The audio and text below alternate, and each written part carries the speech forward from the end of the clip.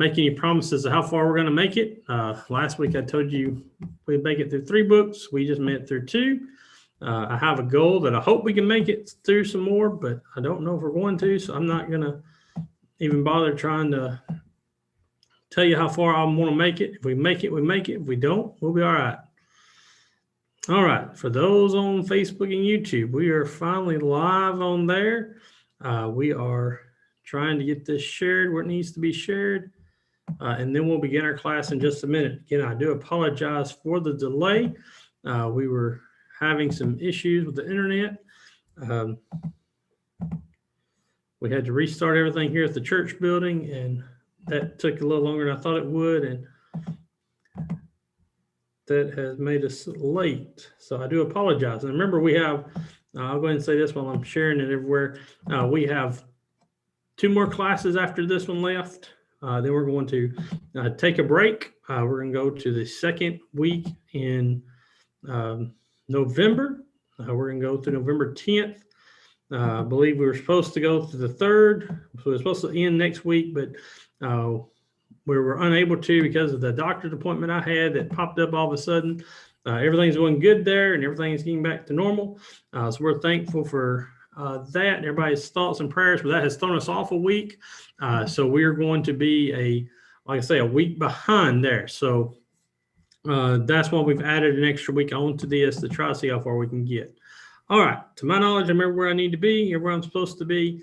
I know I've probably been rambling trying to get this done, but just bear with me. I think I'm ready. All right. We're going, as I said a few minutes ago, to start in Deuteronomy tonight. We have gotten this far in the Old Testament. Remember, that was our goal, to take this quarter, this semester, and next semester to cover do the survey of the Old Testament. Again, it's not good to be nearly into the quarter. We've only gotten 5 books into this, but again, these 5 books are very important. They're very key. They are what help us understand the rest of the Old Testament. Without understanding these 5 books, the rest of the Old Testament doesn't stand up. It doesn't make sense to us. And so that's why we've looked at this. And so tonight we begin with the book of Deuteronomy. The book of Deuteronomy gets its name from the Septuagint, which is the Greek translation of scriptures. And what that means, the word Deuteronomy, the dew means, or duet means the second or 2. And this is the idea. The Greek is Deuteronomy is the second law, or the law repeated. What this is the book of Deuteronomy basically works out to this idea, is that Moses has come to the end of his life. He's come to the end of his taking the children of Israel out of Egypt and taking them into the promised land.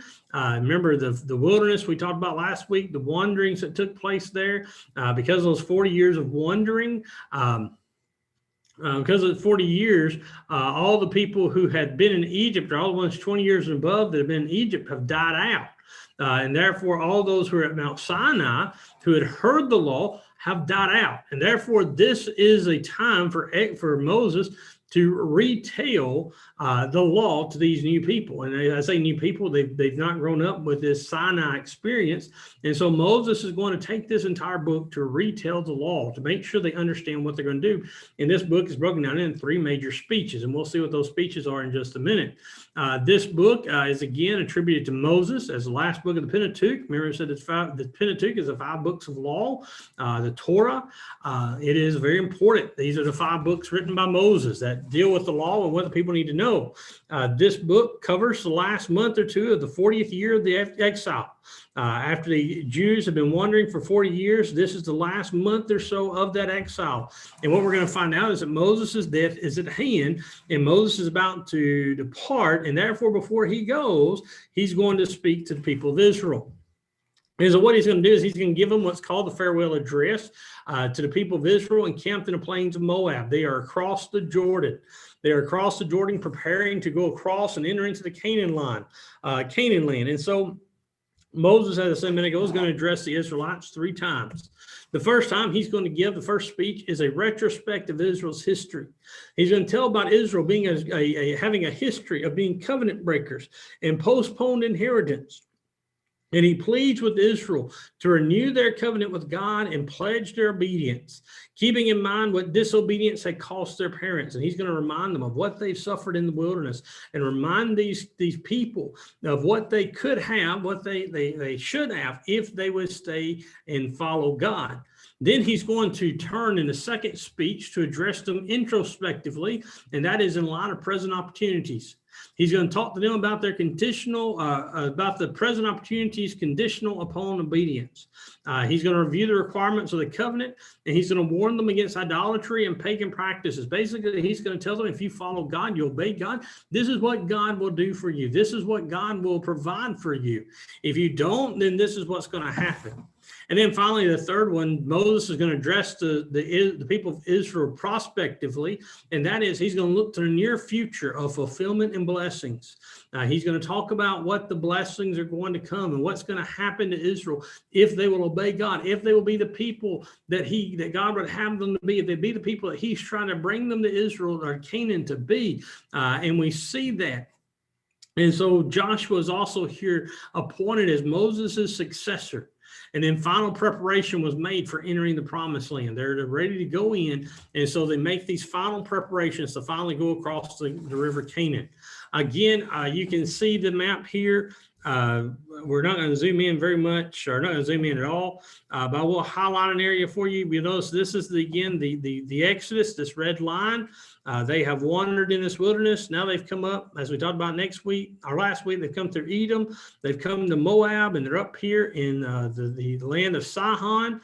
They're right in this area, right outside of Moab, depending on where the line of Moab was. They're right here on the edge of the Jordan across from Jericho. And Moses is addressing the people before they cross over, and they cross over under the guidance of Joshua, not his guidance. And so with that in mind, we get into the book of Deuteronomy. Deuteronomy's first, or Moses' first discourse, happens in Deuteronomy beginning in chapter 1. Again, he does a survey of the nations past. In Deuteronomy chapter 1, Moses reminds the people of the sin which caused them the trip from Horeb to Canaan to take 40 years. A trip that should have took weeks, a trip that really should have took a year by the time they went to Sinai and left, had cost them 40 years. Then in chapter 2 and chapter 3, he reminds the people of their experiences in the wilderness, of what God had did to their disobedience, what it had cost them. Then in chapter 4 and following, he exhorts them to do certain things. Number one, the first 14 verses, he exhorts them to obey the Lord, to listen to God and follow his word. The second thing he does in verse 15:31 is he tells them to shun idols, to not be turned aside to idols and what the idols have cost them. Then in chapter 4, next part of chapter 4, verses 32 to 40, he calls them to honor their God, or honor their privileged relationship with God, to realize that their relationship is not based upon just their birthright, but it's a relationship that they have something to have a part of, that they have to get ready. And then the last part of chapter 4, he sets aside 3 cities of refuge. And we talk about these cities of refuge sometimes. These were cities where someone had done an unintentional crime. They could go to these cities for refuge, where they could seek solace and seek protection while the truth was found out. So he sets up these 3 cities of refuge on the Transjordan. And what we mean by Transjordan is the opposite side of Canaan, the side where they're at now. So we go from there to the second discourse. The second discourse begins in chapter 5. In this address, he gives a detailed survey of the basic laws the people were expected to keep. The first thing he does in chapter 5 is he repeats the Decalogue, or the 10 Commandments. He repeats that fact that they need to know and what they need to understand. And then verse 22 and 23, he reminds or reviews the circumstances at the original communication at Sinai. He reminds Israel of what they heard, what they saw, and what God did before he sent them out into the wilderness to come into Canaan. Then in Deuteronomy chapter 6, we have some very famous verses here where Moses tells the people to keep the covenant for themselves, but also teach it to their descendants. Deuteronomy 6, verses 4 through 6, we have what's called the Shema. This was a code that the Israelites would repeat every time they gathered together. It was at one time, it was a code for faithful Jews to repeat this twice a day, and especially every time they entered the synagogue. And that was the idea of, Hear, O Israel, Israel, the Lord your God is one God, and you shall love the Lord your God with all your heart, soul, mind, and strength. And that was to be their covenant. And then they were to take that, and they were supposed to do it. They were supposed to teach their children and show their descendants what they can know and how they could be there. And then in chapter 7, the first 5 verses, he stresses the fact that God is destroying the Canaanites because of their idolatry. Some people have a problem with what God does with Israel because they say, how can this God take this land away from somebody else? Why does he take it away from one people and give it to another? Well, God says he's given Canaan a time. He's given them opportunity. They will not turn from their sin. They will not repent. Therefore, he's sending in these Jews, these Israelites, as punishment. He's taking the land away from them. And remember, he warns Israel. And matter of fact, the very next set of verses, beginning in chapter 7 and going to chapter 11, he warns Israel that if they don't walk uprightly with God, if they don't follow God as he has called them to, then God will take the land from them. He will do to them what he did to the Canaanites. Then from there, we see that he reviews some duties the Israelites have in chapter 12 and 13. He talks about their true worship. Chapter 14, he reminds them about what is clean and unclean and how to handle clean and unclean animals. Then the next part of chapter 14, he reminds them about the tithes they were supposed to give. Then chapter 15, he tells them about the treatment of the poor, how they're supposed to treat those that are among them. And then in chapter 16, he reminds them about the holy days, special days of worship where they would have feasts and celebrations associated with them and what they were supposed to do with those.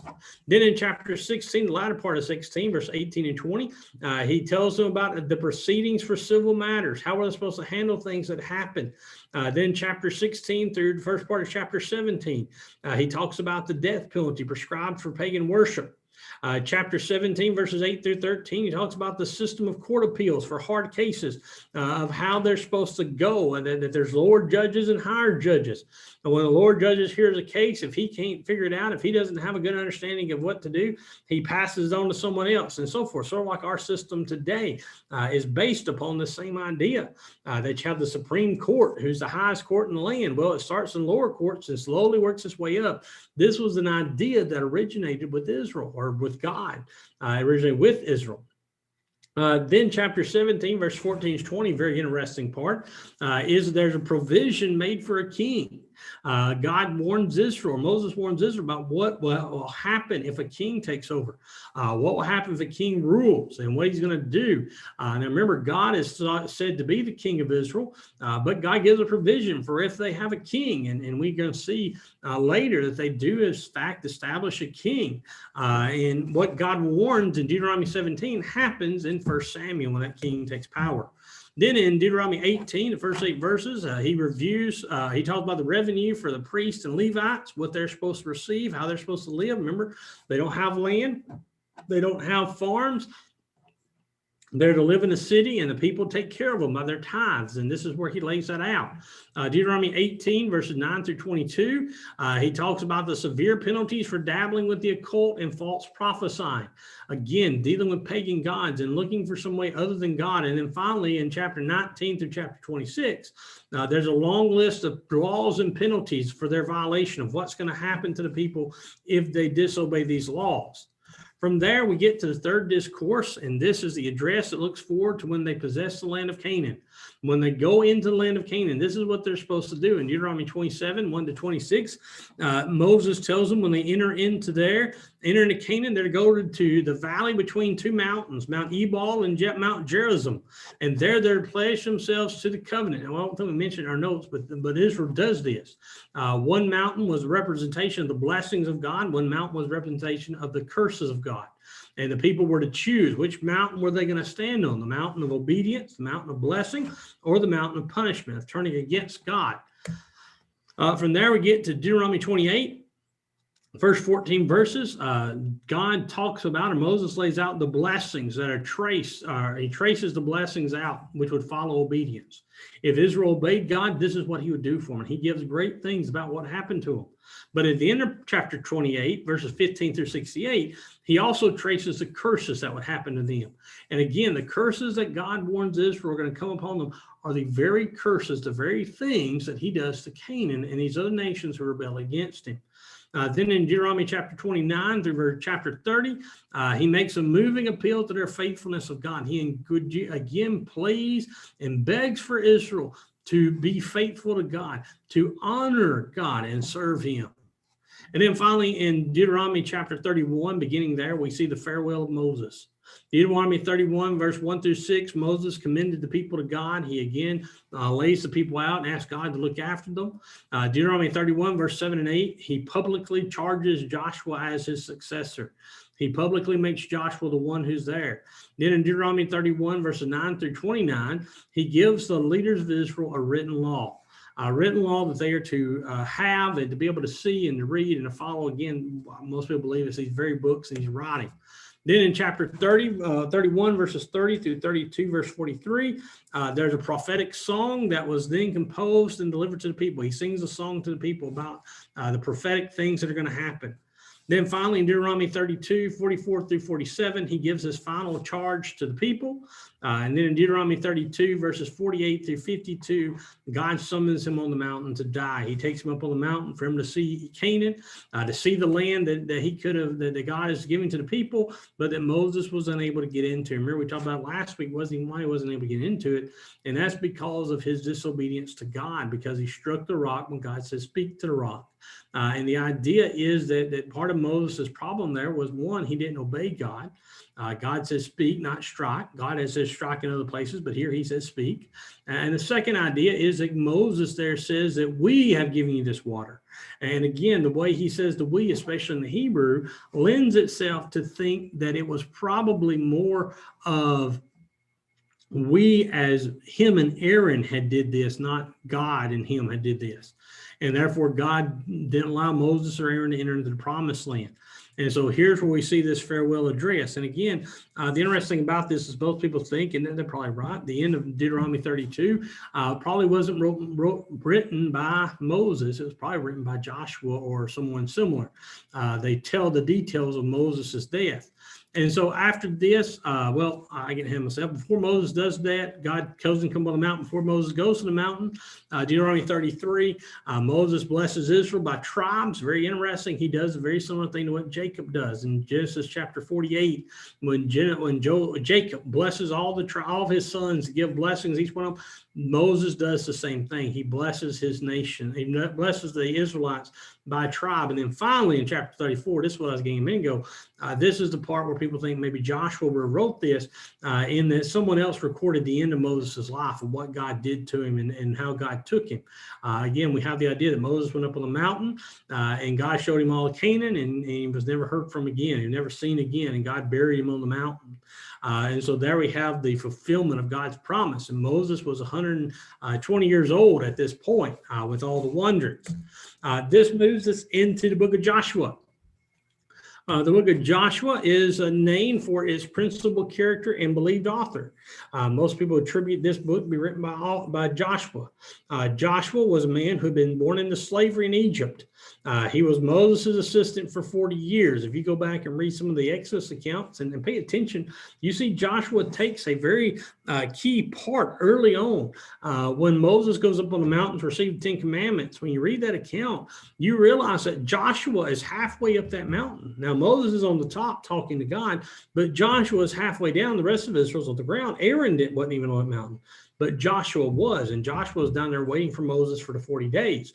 So that's where he becomes Moses' assistant. Not only is Moses' assistant, he's also one of the 12 tribes, one of the 12 spies that sent out to go spy out the land of Canaan.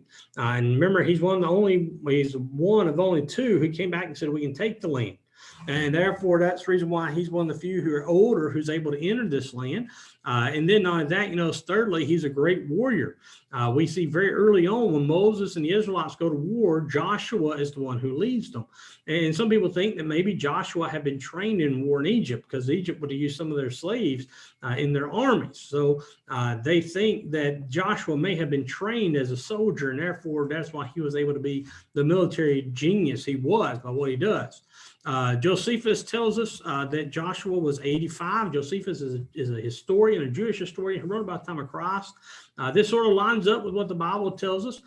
Joshua was in his 80s when this happens.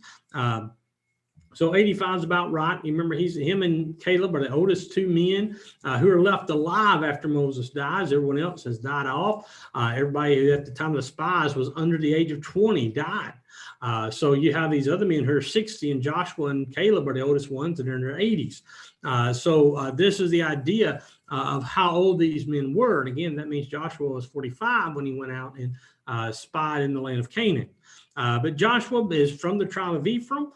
His name in Hebrew means Jehovah is my salvation. I put this wrong in the notes. His name in Greek is Jesus. That's why if you'll see certain translations, I think it's King James Version of the book of Hebrews, we'll talk about Jesus leading the people of Israel or Jesus doing something of Israel. And it sounds odd. Well, that's because the Jesus there is not Jesus Christ, the Messiah, but that is Joshua.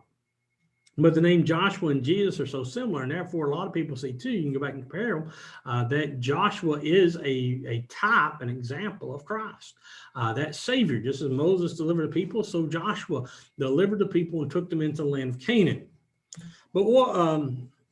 But Joshua's book, is his book continues the history of Israel as they conquered and divided Canaan and demonstrated God's faithfulness to his promises. Demonstrated how faithful God was, how true God was to what he was trying to accomplish and what he promised Israel would happen. And then, after 25 years of leading Israel, Joshua died at the age of 110 and was buried in Ephraim. Now, what about the book of Joshua? Let's look at this. In beginning of chapter 1, they prepare to enter the promised land. Chapter 1, the first 9 verses, a God comes to Joshua and assures him that his presence would be with him as he leads Israel. Again, God comes to Joshua 2 or 3 times in this short passage, and throughout the book, he comes to him multiple times and tells him, be strong and courageous, do not be afraid. Don't be afraid. I will be with you. I will guard you. You will come out on top. And he knows in chapter 1, verses 10 through 8, Joshua responds in faith and prepares the people to enter the land. He's preparing the people to go and to take the land of Canaan. Now, before he does that, in chapter 2, he takes a page out of Moses' book. He sends out 2 spies. 2 spies are sent into Jericho to spy out the land. Now, we read about in Jericho that they knew about the Israelites. They knew they were coming. They knew their purpose. And Jericho was worried about it. And Jericho hears their 2 spies, and they begin to search them out. We see this famous encounter where they encounter Rahab the prostitute. Remember, Rahab hides them on her roof under some wheat or barley or flax on top of her roof. I forget exactly what it is, but she hides them, and then she sets them free. When the people are gone, she tells them how to get out and how to escape Jericho. But then in verses 8 through 21, when Rahab tells them to leave, remember, she begs them to please leave a pledge for her that says they will not destroy her or her family. Remember, she says that they tell her to tie the red rope, the scarlet ribbon in her window. Then they will know that's her house, and anybody in that house will not be injured. And that's what we're going to see what happens. That's what happens later. Then the end of chapter 2, the spies return to camp.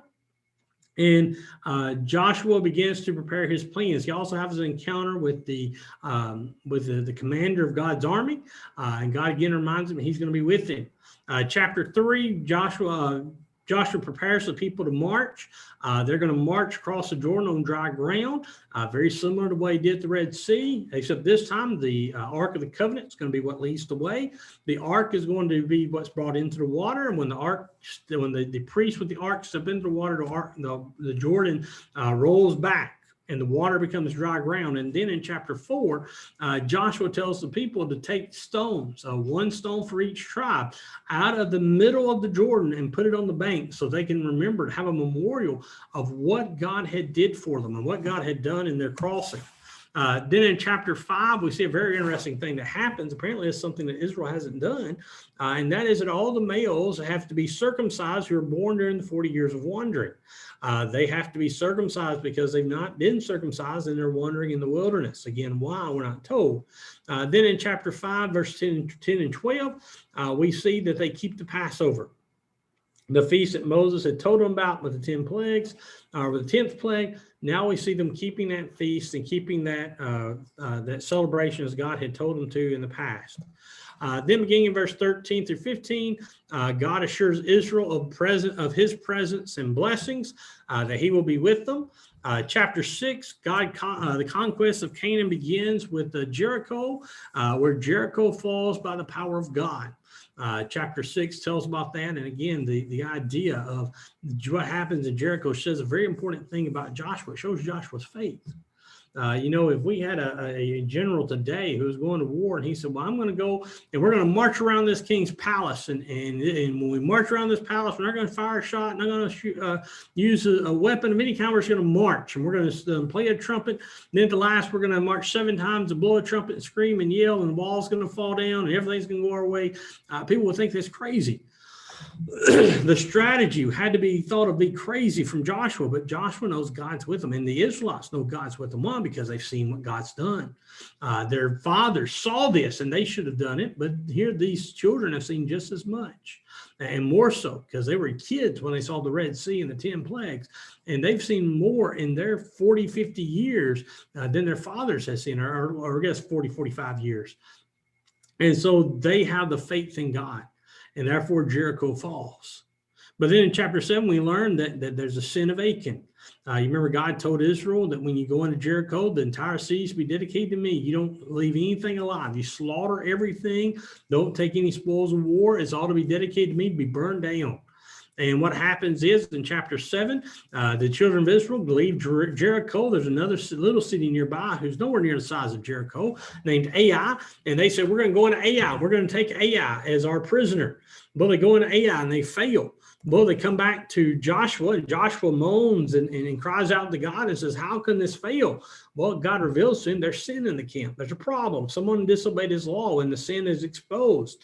And that sin is eventually punished in that Achan is found to be the culprit who stole from the city of Jericho, and then him and his family are put to death, and their possessions are burnt. Then in chapter 8, we see Israel go back to Ai, and they capture it. And then we see in chapter 8, verse 30 through 35, Canaan is divided from the north and south. There's a ceremony performed to renew God's people's commitment in God. This is standing on the mountains. Then chapter 9 through chapter 10, they basically, if you look at Canaan, there's a north half and south half. They take the south half in one campaign. Then in chapter 11, beginning in verse 1 through 5, they go through the north half. In chapter 11 and 12 describes the northern route of defeating Canaan. So this is what we see in those verses. Chapter 13, God orders the land to be divided by the various tribes. Then chapter 13 to chapter 21, a big section of Joshua talks about dividing that land. Then in chapter 22, Reuben, Gad, and Manasseh are dismissed to go back over the Jordan. Remember, they're the ones last week in Numbers who, when they captured that far side of Jordan, they begged Moses to let them have an inheritance here. And Moses said, you can have the inheritance, but you can't do anything with it till we defeat all of Canaan. Now they go back to it. In chapter 22, they build an altar in their mind to celebrate to God for their victory. The people think they built this altar as a worship of a false god. There is the misunderstanding here. Then in the end of chapter 22, we see the matter is settled and peace is restored. And then we get to chapter 23 and 24. Chapter 23 and 24 are two discourses by Joshua. The most famous of those is chapter 24, where Joshua makes that famous statement, choose this day who you will serve. As for me and my house, we will serve the Lord God. And then finally in Joshua 24, 29 to 33, there's the account of Joshua's death. We're told about Joshua's passing from this life. Now, go back real quick with me. You'll see this right here. This is the division of the land. I don't know how well some of this will show up, but you'll see. Oh, that's not the right button. You'll see the tribes here. Asher's here. Naphtali. Zebulun has the land in between here. Issachar, Manasseh is divided in two, one on the east side of Jordan, the Transjordan. This is what Transjordan means. Manasseh has two big areas. Manasseh is the biggest tribe at this time. Then Gad's over here, so is Reuben. Over here, you have Manasseh, you have Ephraim, Dan's over here, you have Benjamin, you have Judah, and then you have Simeon down here in the south. So this is the division of the land. They go over here, like I say, Jericho is right in here. Jericho and Ai are right here. Basically, when they go in, we talked about a minute ago, they go into Jericho, they divide Canaan in half. They first come after this southern half, and then they go to the northern half, and they conquer all the people. And so that's where we see the idea of Joshua and the people and the children of Israel. From there, we get into the book of Judges. When we get to the book of Judges, we're going to see that Judges is the second book of history in most English Bibles, Joshua being the first. It records the 350-year period of Israel's history when they were led by judges. So this is what we see.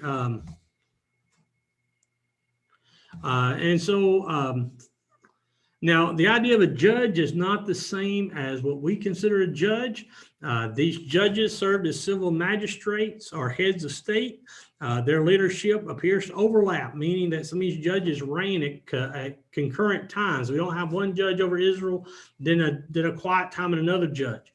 There are some of these judges whose times overlap, that one's reigning in one nation or one tribe and one's reigning in another tribe. And they were there to be territorial.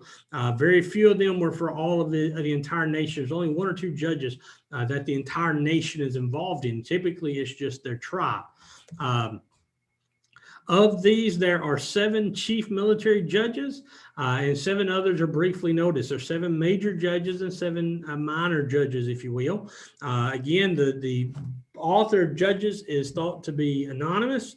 However, most scholars attribute this writing to Samuel. They say Samuel's the one who wrote this after the time of his being the last judge and recording what happens to Israel with the choosing of a king.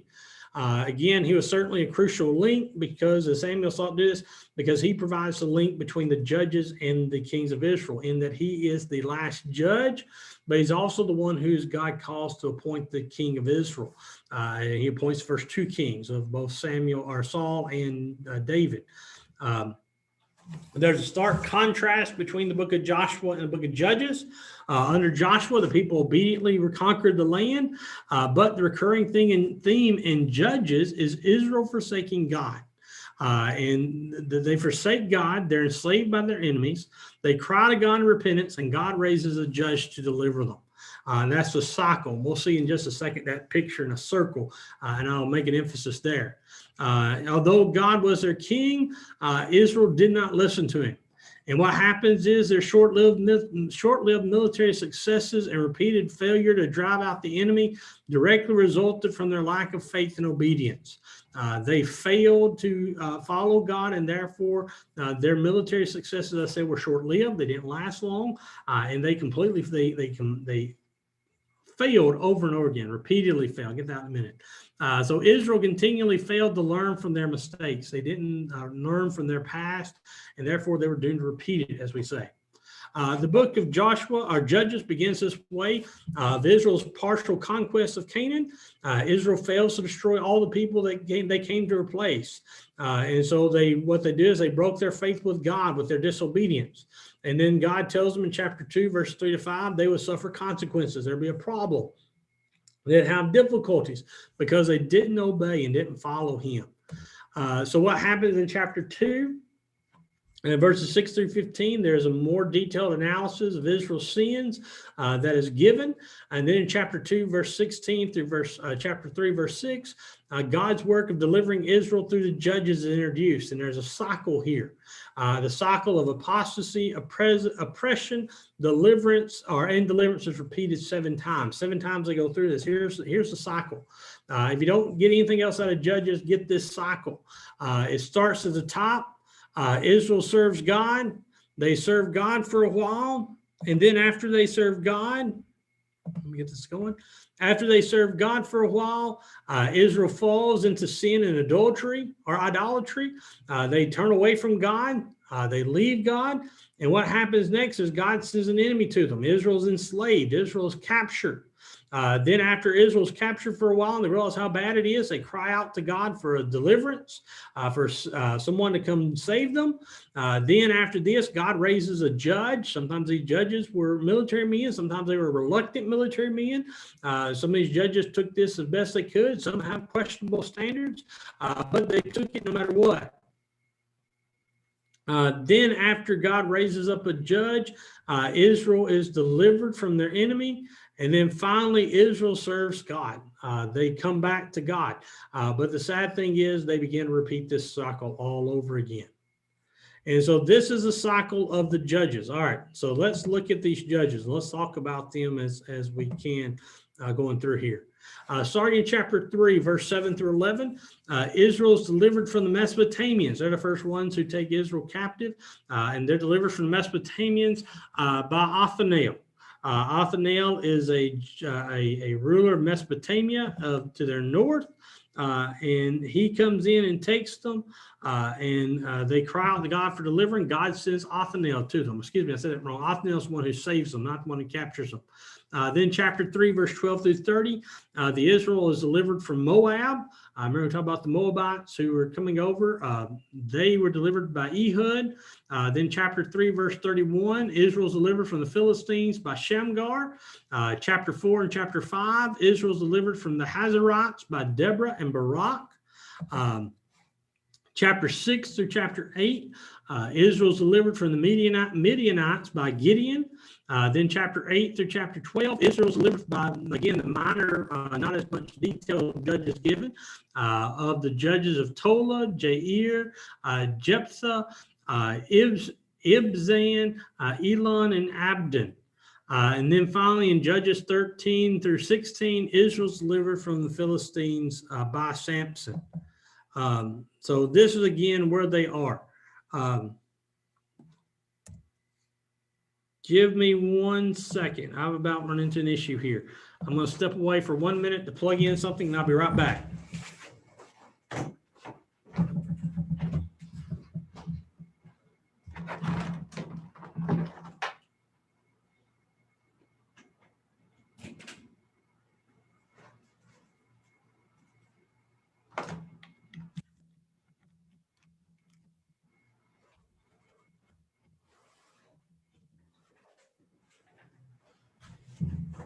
Sorry about that. I do apologize. I was about to die in this computer.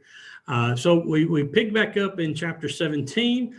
Chapter 17 sort of tells us about the lawless times. It lays out the history of where Israel's at and the problems they're having. You have Micah, the Ephraimite, and a Levite that he consecrated as a priest. He makes his own priest. In 17 and 18 tell about the problems that occur because of that. Chapter 19 through chapter 21 tell us about a crime at Gibeah in Benjamin, and it was against a priest and his concubine. And again, it's a very strange story to us to read, but it's there to tell us about these people. And then Judges 21-25 tell us these accounts relate to the lawlessness of this period, of how the people of Israel have turned not only just against God, but against to their own will, to these pagan gods. And this is one of those famous statements that the men did what was right in their own heart. And this shows us that Israel was at a low time, a bad time, in that they refused to listen and obey to God. Real quickly, I promise you, we're going to be through tonight after this one. We're going to get through Ruth. So bear with me. Ruth's going to be a short book. Ruth is a very interesting book in that it was a book that takes place after or during the Judges. We'll get to that in just a second. The introduction to the book of Ruth. Ruth was written about a Moabite woman who rejected her pagan heritage, her pagan family, and clung to the God of Israel. It is a story of unselfish love, of devotion, redemption, and the ideal family life. God rewarded her with a husband, a son, and the ancestral line to King David and the Messiah. So Ruth is a very interesting book in that Ruth, the book of Judges ends by telling us about the lawless times of how far off Israel had gotten. Ruth comes back and tells us a story of redemption during that time. a story of faithfulness, and Ruth serves that very important point. Now, Ruth is the refreshing contrast to the immoral rebellion, the idolatry, and foreign repression during this period. Again, Judges 21-25, of how the people were living. Ruth, again, lived in the latter period of the Judges. Her story covers a span of about 12 years. 12 years tells us the story of Ruth. Most people believe this story was written down probably during the reign of David, because its author is unknown. Most people attribute this to the time of David because that's where Ruth's lineage is traced to. It's the line of David. And so recording a story about this woman and her history before we knew who David was wouldn't make a whole lot of sense. So this was recorded during Samuel or Saul. It wouldn't fit into the narrative, but thinking of it was recorded later, that's why it shows the importance of there, and it shows what God did for Ruth and for David. Beginning in Ruth chapter 1, the first 5 verses, we have a Hebrew family who leaves Benjamin because of or leave Bethlehem, the nation of the area of Benjamin. They leave because of famine. They go to Moab. While they're in Moab, tragedy strikes, and not only does the father die, but also the 2 sons. And therefore, they leave a mother with her 2 Moabite daughter-in-laws. And finally, in Ruth chapter 1, verse 6 through 14, the mother, Naomi, decides she's going to return to Bethlehem. And basically, she tells the daughters they've got a choice. Or she tells them not really to have a choice. She says, you stay here. Again, we see a practice in Ruth that reveals an idea of their society, and that is the Levirate marriage. The Levirate marriage was that if a woman died without bearing a child, then the next of kin was supposed to marry that lady and produce a child. And if she produced a child, then that child was considered the child of the first husband. And this way, their bloodline would continue, their families would continue. Well, Naomi doesn't have any more children, and she basically tells the 2 daughters, even if she got pregnant today, they're going to wait a long time before they got a husband. So she releases them and begs them to stay with their people. And if you know the story, you know that Orpha, the other daughter-in-law, decides to stay with Moab with tears. But Ruth tells Naomi that she's going to be with her no matter what. Matter of fact, she tells her, I'll go with you. And she says, your people is my people. Your God will be my God. I'm going to stay with you no matter what. Even though Naomi knows and Ruth knows that when they go to Bethlehem, they're not going to have any help. They're not going to have anybody to depend on. It's going to be hard. And so what we see in chapter 2 is Ruth goes and she begins to work. She meets a man in Canaan named Boaz. You know the story. I hope you know the story of Boaz. She goes to work and reaps from the field. This is part of God's law. They were supposed to leave a certain amount on the edges for the poor to come and pick, and that's where Ruth is at. Boaz hears about Ruth and finds out about her. In chapter 3, we find out that he loves her and that he cares for her and she cares for him, and he wants to marry her. However, the problem is in chapter 4 that there was another next of kin. There was a man in between the family ties between Boaz and Ruth. And so he had to fulfill a certain legal duties. And it's a very interesting thing that happens in chapter 4 because Boaz goes to the man who's supposed to fill this role. And he tells him, hey, do you want, Naomi's here. She doesn't have her husband anymore. Somebody's got to take her land. Do you want it? And the man's like, oh, yes, I'll take that land. I'll take it. I'll keep it in the family. And he sort of takes it and says he can do this. And then Boaz says, oh, by the way, there's also another a daughter-in-law of Naomi, that you have to marry, and you have to give her a child. And the guy sort of says, well, I'm an old man. I can't do that. And Boaz says, well, I'll do it if you'll give me the right to it. And that man sort of passes up his right, his duty to Boaz. And therefore we see Boaz marrying Ruth at the end of chapter 4. And then at the end of that story, we see about Ruth and Boaz, how they begin to have children. And as they begin to have children, one of those children is Obed. Remember, Obed is tied to David. And so what we see here is Ruth is, I believe, David's great-grandmother, great-great-grandmother. I forget exactly. It's 3rd or 4th generation, the word this is. And then we get to the New Testament, and we see that not only is Ruth tied to the line of David, she's also one of the few women included in the lineage of Christ. One of the other women is Rahab. We talked about her tonight as well. And so that gets us all the way to the Kings. I know we went a little longer than we usually do, and I apologize for that, but I had to do this to try to get us caught back up. I apologize for all the technical difficulties tonight. Hopefully next week will work better. Next week, we're going to look beginning in 1 Samuel. We'll look at 1 and 2 Samuel and see about the Kings, and we'll begin talking about those. We may get into the Kings and Chronicles. I really don't know how far we're going to get next week, but we'll do what we can.